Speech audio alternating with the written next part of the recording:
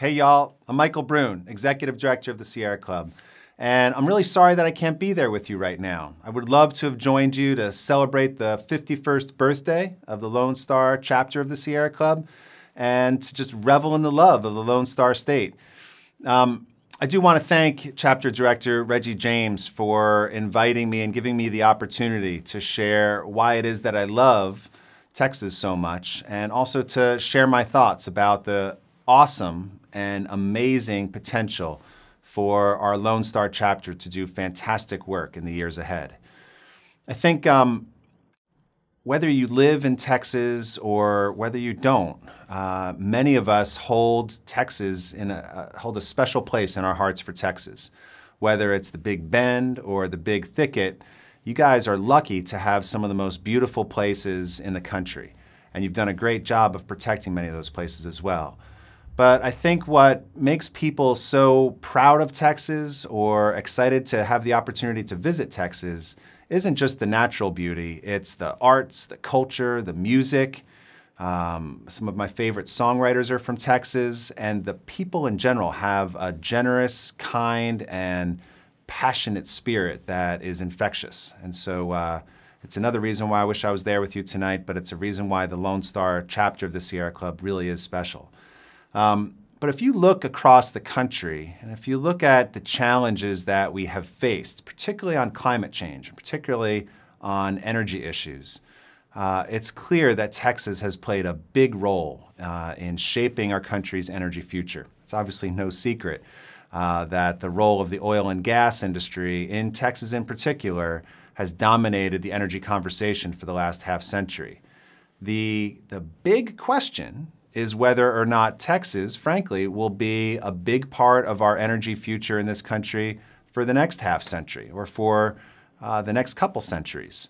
Because what we know is that the state of Texas, the current reliance on oil and gas and coal, not just is helping to poison our air and our water, our atmosphere, our climate, it's poisoning our democracy at the same time. But what we also know is that the ingenuity that is in Texas and the opportunity that is presented by a transition to clean energy in Texas will have an impact not just in the state, but all across the country. What is clear is that Texas can and should become a clean energy leader, not just for the United States, but all around the world. We should be able to point to Texas as the reason why we can feel optimistic and ambitious about our climate objectives over the next couple decades. We should be able to point to Texas as the reason why we can build a clean energy economy that works for everybody. And we should be able to point to Texas to show how there are not just thousands, not just tens of thousands, but hundreds of thousands of jobs to be found in solar, in wind, in energy storage, in energy efficiency, in electric vehicles, and all of these technologies, which combined together can show that we can create enormous prosperity and enormous benefits, provide enormous benefits to our air and water and natural systems. The reality is that this won't happen by itself. It won't just be market forces that hasten the transition away from dirty fuels to clean energy.